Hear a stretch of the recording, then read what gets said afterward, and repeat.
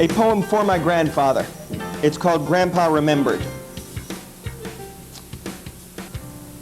He spoke of shtetls from his memory, of honey-sucking days that climbed straw-shingled shacks, of shocking Cossack Saturdays and bloodshot Sundays, sobbing, swabbing red-stained stones. He spoke to me of synagogues, of dovening old men, of smells that dovetailed into peaceful smiles in winter's hearth remembrance.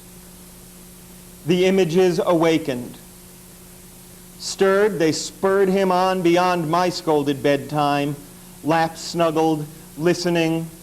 His history, deep-voiced with warnings wrapped in chuckles and cautionary anecdotes, through humor's lens made horror under laughing glass. And Grandpa's rocking rhythm, tinged with pipe smoke, still resides in me and ever will, entwined with telling tales of far ago he wove against forgetting.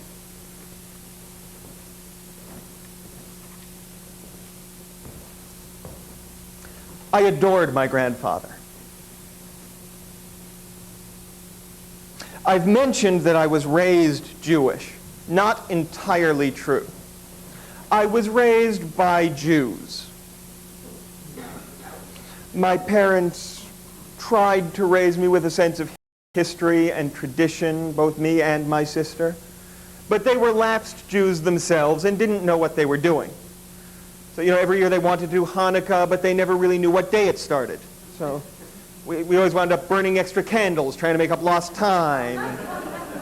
They didn't actually know the Hebrew, so every year my dad was making it up. He'd be lighting the candles going, abracadabra, alakazam, we light the candles, we don't eat ham. I once pressed him for an explanation of the holiday. He went the traditional self-loathing, self-deprecating route that is so common to Jews. He said, Dylan, Hanukkah is a celebration of the fact that many, many centuries ago, some of our people got a really good deal on some lamp oil. And then he sort of shrugged like he was forgiving himself for a faux pas committed against some college friend whose name is only half remembered, and let it go. My mother did actually believe in some kind of Caucasian, bearded, Judeo-Christian deity of some kind. My dad's only deity was Harold Clurman, the Broadway director, to whom he would attribute any thought or witticism that he felt would sound better coming as a quotation. I'd be beaten up on the way home from school, and he would say, well, as Harold Clurman would say, Dylan, the hell of it is, they have their reasons. You can see how that's really much more useful to a small child coming from a Broadway director.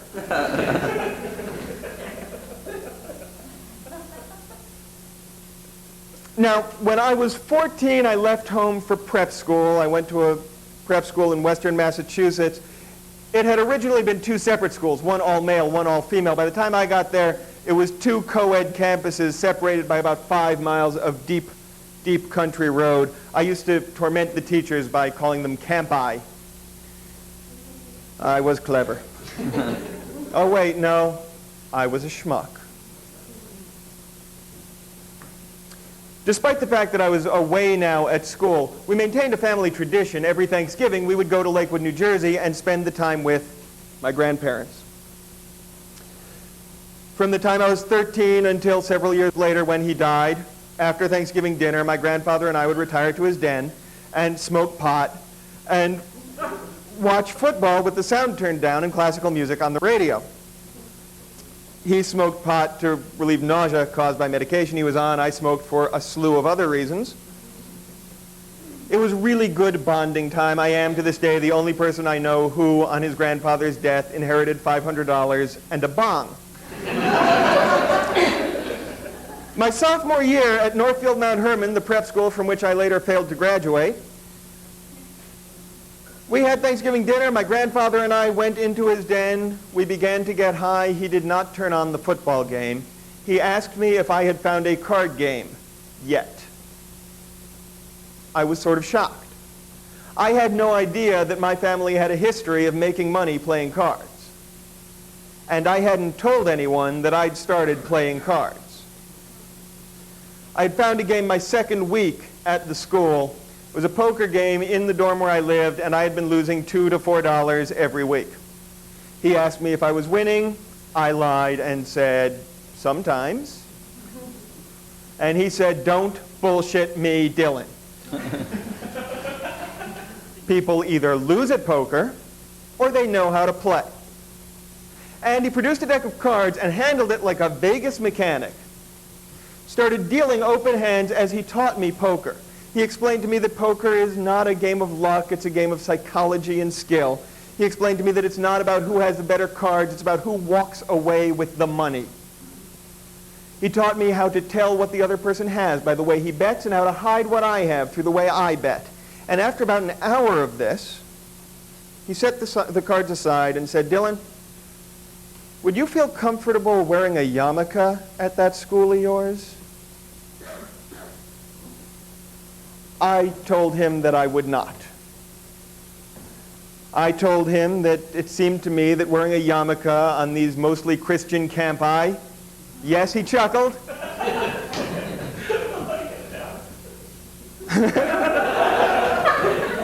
If anyone still hasn't gotten it, feel free to copy off of him later on.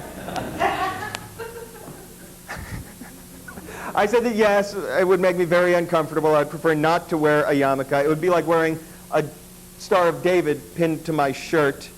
He did not take offense. He explained to me that the purpose of the yarmulke is not to identify us as Jews. It is to hide our identity from above.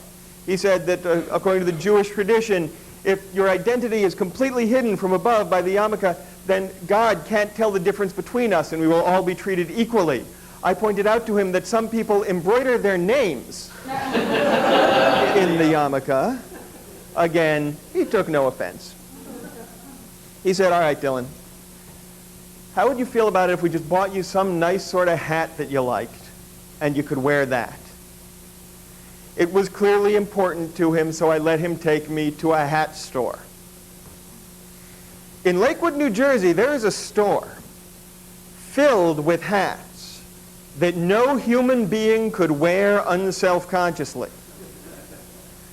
And I stood in this store sort of aghast and appalled and unhappy. And finally I picked out a Greek fisherman's cap. It was fairly simple, and it was on sale. And I figured, what could it hurt? And I let him buy it for me. And he paid for the hat, and he put it on me, and he gave me a wink that will forever be the wink of Santa Claus in the Night Before Christmas poem. And he sent me back off home with my new hat, and I wore it proudly. It was a personal identity hat. I wore it around the campuses. People knew who I was from across a field. Hey, do you know Dylan? Who? The guy with the hat. Oh, yeah. That was me. I was the guy with the hat. I had an identity. I was very, very happy. One night, I got trapped on the wrong campus. I missed the bus back to where I lived and had to eat dinner in a dining hall that was unfamiliar to me. I had never been questioned about the hat before, so I walked into the dining hall without thinking twice, without thinking once. I loaded up an industrial-strength blue plastic tray with chicken bits and tater tots and went and sat down and started eating. And an 8-foot-tall man appeared behind me and to my right and said in a voice that should surely belong to a talking walrus in a cartoon, "Who do you think you are, and where do you think you are?" I was already a fairly witty, clever guy, so I said, "What?"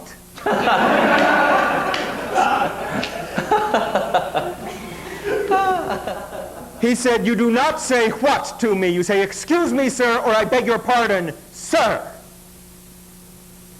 I don't know if I was truly baffled or if I was just a smartass. I said, "What?" He grabbed me by the arm, a grip that I remember every time now I have my blood pressure taken. He lifted me out of the chair, knocking it over, shouted to someone to pick it up, snatched the hat off my head, and pushed me toward the door. saying, I don't know where you come from, but here in polite society, we do not wear hats in the dining hall. And he pushed me out, and he threw the hat after me. And I was 15 and humiliated. I picked up the hat, and I kissed it, and I put it on. And instead of waiting for a bus, I walked the 5 miles back to my campus with tears streaming, cursing my grandfather for making me wear the hat, cursing myself for refusing to wear a yarmulke, which surely he would not have torn from my head. And I got back to my room in my dorm, where my roommate was wearing boot-cut jeans over sneakers and a button-down plaid shirt over a blue t-shirt, and typing at my old, loud, manual, Olympic portable typewriter. And he said, "What's the matter?" And I said, "I was eating dinner on the other campus, and the teacher came up and he took my hat, he threw my hat on the ground." And my roommate said, "So?" And rather than explaining the significance, I lied and said, "Do you know how expensive this hat is?" And he said, "Is that all you people think about?"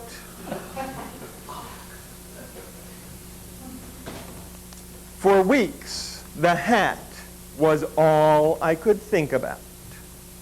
Had I chosen it because it was the cheapest one in the store and on sale? Had I been thinking like a people? I began losing deliberately at poker. All of this hung with me as a point of sadness because as an adolescent, I had no way of understanding the complex conflicts involved. My grandfather's religious paraphernalia against prep school traditions, a teacher's need for authority against a 15-year-old's need for identity. It was all way too complicated for me to see until 3 years ago. I went back to that prep school as an artist in residence. Apparently, when you get your first book published, they rescind your persona non grata status and have you back as a role model. I walked into that dining hall, and the whole event flooded back to me in a bizarre mix of perspective and analysis and emotion and intellect. And I realized the hell of it is, he had his reasons. And layer upon layer of darkness peeled away like veils from an Eastern dancer until the truth of that moment was turning before me in perfect grace and proper time. And somewhere in the back of my head, I heard Harold Clurman say, "Ha! Let there be light."